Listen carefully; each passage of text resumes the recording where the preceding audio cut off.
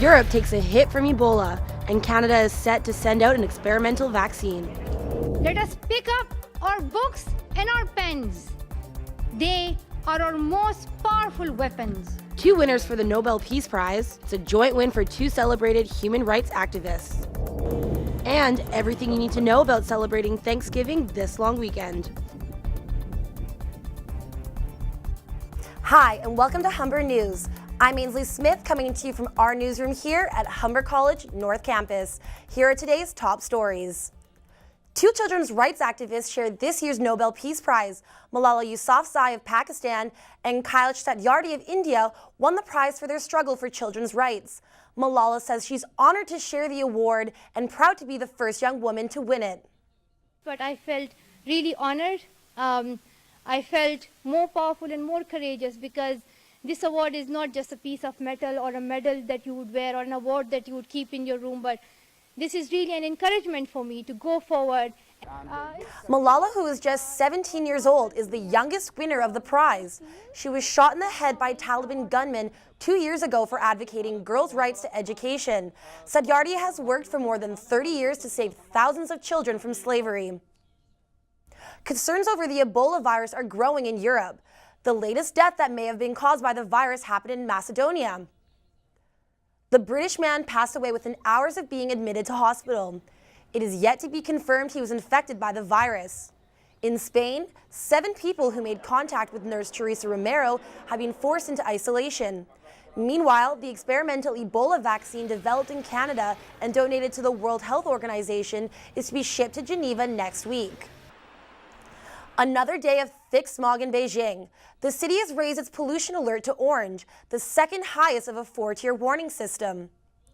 Beijing has been blanketed by this thick haze for days now. Public schools cancel outdoor activities at the orange level, but are allowed to remain open. An official report says severe pollution in the capital has made it barely suitable for living. At least 1 person is dead in Genoa following overnight flash floods that ravaged the Italian city. Days of heavy rain caused the Bisagno River to burst its banks, flooding the streets and washing cars aside. Emergency services say the body of a 57-year-old man has been recovered after he was swept away in the floodwaters. Closer to home, the town of Slocum, BC remains in lockdown as RCMP officers look for an alleged gunman. Police say they have the suspect contained, but he is still at large.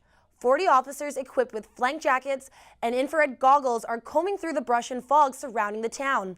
Police cleared the streets on Thursday after a man allegedly shot at police before fleeing into the woods. He's believed to be heavily armed and dangerous.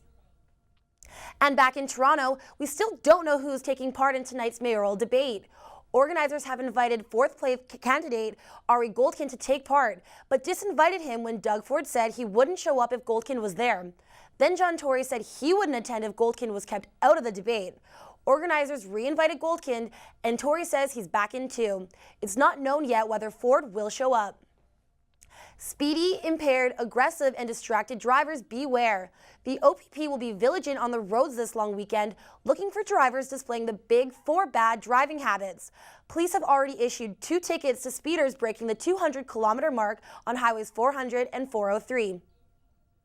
It's Thanksgiving weekend, and Humber College is doing some giving of its own. Rebecca Hamill has the story. Thanksgiving is just around the corner, and Humber's ECE Student Council has put together their annual food drive. Students and faculty have been donating non-perishable foods since October 6. Giving thanks is widely spread here at the college. The culinary students have baked fresh pies of 3 choices to raise donations for the United Way.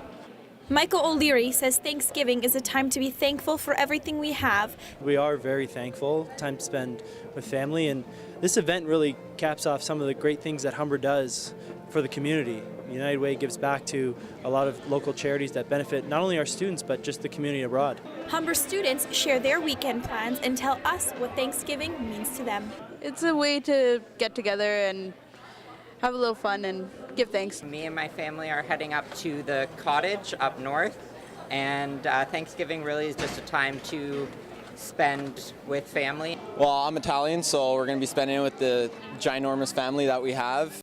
Gary Shaw says the United Pie Sale has been going on for many years here at Humber. They know that the money is going to the good cause, the United Way, and on top of that, they get a fresh baked pie. This holiday is a time of harvest and giving thanks. It's also about pies. I have 3 delicious flavors to choose from right behind me. Happy Thanksgiving. I'm Rebecca Hamill, Humber News. Thanksgiving weekend usually involves lots of great food, but we don't always think about where the food comes from. Marlon Gomez has the story. And I think that one of the major problems is... Earlier this week, Canadian environmentalist David Suzuki brought his Blue Dot tour to Humber. The topic at hand was modern farming practices and the impacts it may have on our health, land, and food security. What we're doing now is absolutely unconventional. It's dependent on high use of fossil fuels. You can't have a sustainable activity that is based on something that is finite, that's going to run out. Suzuki says the current model that exists in most of Canada and developed countries today is leading us down the wrong path.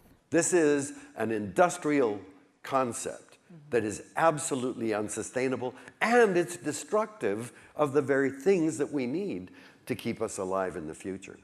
An alternative to industrial farming is organic agriculture. J.B. McKinnon, the author of 100 Mile Diet, says this is a more sustainable option. They're more efficient in terms of water use. They're more efficient in terms of fossil fuel use. McKinnon says one of the main reasons why organic agriculture has not been able to catch on at a larger scale is because governments subsidize modern farming.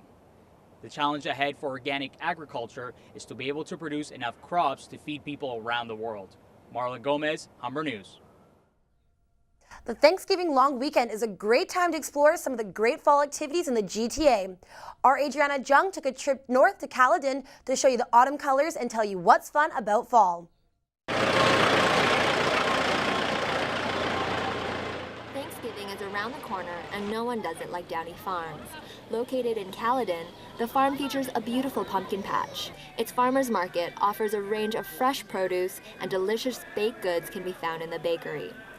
Manager Darlene Downey says the farm hosts its annual Pumpkin Fest through October and has something for everyone. Live entertainment. There's puppet shows, our jumping pillows, straw jump, wagon rides, farm animals. There's so much fun stuff for the whole entire family to do.